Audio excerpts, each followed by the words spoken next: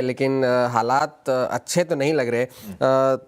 पहले तो हुआ ये है कि ईरान ने जो है पहले तो 3 कमर्शियल वेसल्स पे हमला किया। ये जॉइंट मैरीटाइम इंफॉर्मेशन सेंटर के हवाले से ये खबर आई थी। क्यों करा? अनप्रोवोक्ड एकदम ऐसी कि कोई रीजन था? अनप्रोवोक्ड उनका मानना ये है कि जो उनका बताया गया रास्ता था वहां से जहाज नहीं जा रहे हैं, उसे छोड़कर वो ओमान के रास्ते से जा रहे हैं या दूसरे रास्ते से जा रहे हैं, तो प्रोवोक करने के लिए कि भाई आप हमारे रास्ते से जाइए वरना हम आपके जहाज़ों पर हमला करते रहेंगे। इस तरह की स्ट्रैटेजी शायद हो सकती है। ये काफ़ी सारे एक्सपर्ट्स की बातें जो भी मैं पढ़ भी रहा था कि उसमें ये इस तरह का ये हो सकता है। उनके रास्ते में ऐसी क्या खासियत है? टोल लेने के लिए, क्योंकि आगे चल के अभी तो 60 दिन की मियाद तो थी ही, लेकिन अगर 60 दिन के बाद भी अगर वो दूसरे रास्ते से चले गए तो फिर उन्हें टोल कहाँ से मिलेगा? तो ये शायद एक बात ये हो सकती है। अभी तक कोई इस बारे में ऑफिशियली तो कोई बात है नहीं। तो पहले तो एक एलएनजी टैंकर पर हमला हुआ, एक ऑयल सुपर टैंकर पर हमला हुआ और एक तीसरे टैंकर पर भी हमला हुआ है जिसके कंटेंट्स की अभी तक कोई जानकारी नहीं है। ये जॉइंट मैरीटाइम इंफॉर्मेशन सेंटर के जरिए से खबर आई थी। जो एलएनजी टैंकर था वो कतार का था। ये बात कतार के विदेश मंत्रालय ने कंफर्म की है। अल रिकायत नाम का ये एलएनजी टैंकर था जिस पर हमला हुआ है और उन्होंने ईरान से कहा भी है कि इस तरह की ये हरकतें करना बंद करे कि ग्लोबल एनर्जी सप्लाई को खतरा पहुंचे, इस तरह के काम वो ना करे। और फिर से जो है वहाँ की एजेंसीज ने स्ट्रेट ऑफ हॉर्मुज को नेविगेट करने का जो थ्रेट लेवल था उसे फिर से बढ़ाकर सीवियर कर दिया है।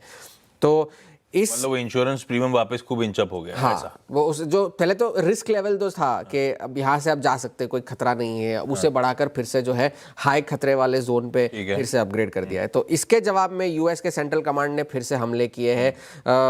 तेहरान ने कहा भी है कि हम इसका जवाब देंगे ही। कुछ आइलैंड्स पर धमाकों की खबरें भी आई है और उन्होंने सेंट्रल कमांड ने ये भी कहा है कि उनका जो कदम था ईरान का वो अनवारंटेड था, डेंजरस था और सीज फायर का पूरी तरीके से उल्लंघन था। ये सेंट्रल कमांड का बयान था। और इसके बाद जो है यूएस की ट्रेजरी ने जो ईरान को इजाज़त दी थी कि वो 21 अगस्त तक अपना तेल बेच सकते हैं बिना किसी रुकावट के, उस वेवर को उन्होंने वापस ले लिया है। तो अब जो है क्या इसका क्या जवाब होगा वो देखने वाली बात होगी, क्योंकि यूएस के एक ऑफिशियल ने सीएनबीसी से कहा भी है कि ईरान को फ़ायदा तब पहुंचेगा जब वो अच्छा बर्ताव करेंगे।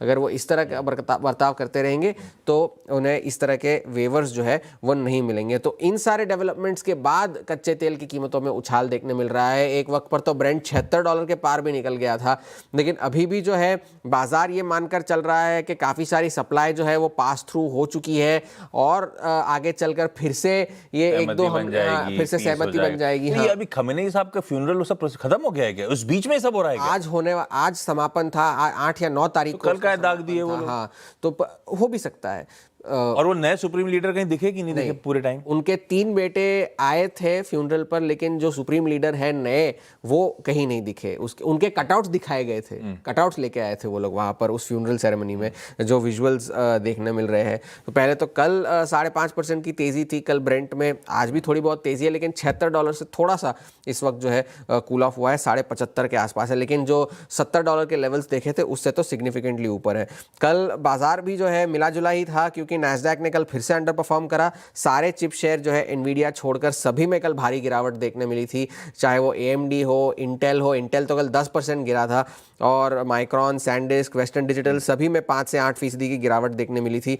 और स्पेसएक्स का कल नैस्डैक का डेब्यू था, डेब्यू सेशन में ही 7% तो गिर गया, लेकिन काफ़ी सारे इनिशिएशंस कल स्पेसएक्स के आए। उसमें से एक बहुत बढ़िया इनिशिएशन था रेमंड जेम्स का, जिसमें उन्होंने $800 के टारगेट दिए। $800 यानी कि मौजूदा लेवल से 450% की तेज़ी प्रोजेक्ट कर रहे हैं। ये रेमंड जेम्स की ब्रोकरेज नोट थी और अगर ऐसा हुआ तो उनकी मार्केट कैप जो है वो $10.5 ट्रिलियन की हो जाएगी, जो कि मौजूदा एनवीडिया के करंट मार्केट कैप से 2.5 गुना ज़्यादा है।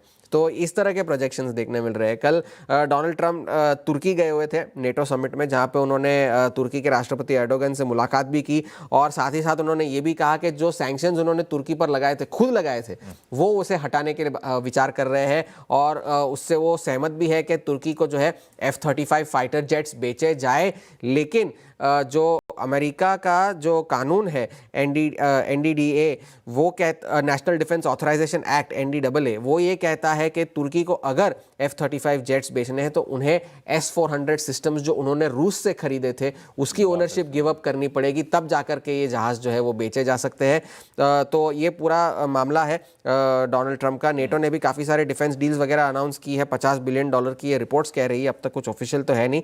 आज का सबसे बड़ा ट्रिगर, अब ये तो चलिए है ही जो वेस्ट एशिया में हो रहा है, लेकिन फेड के मिनट्स आज आने हैं। वो फेड के मिनट्स से पहले डॉलर फिर से मजबूत हुआ है, 101 के पार फिर से डॉलर इंडेक्स निकला है, तो वहाँ पर बाजार की नज़रें होंगी। चिप शेयरों पर फिर से बाजार की नज़रें होंगी। तो ये सारा मामला है, लेकिन अगर तेल की कीमतें बढ़ती रही तो वो भी बाजार का मूड थोड़ा सा बिगाड़ सकता है।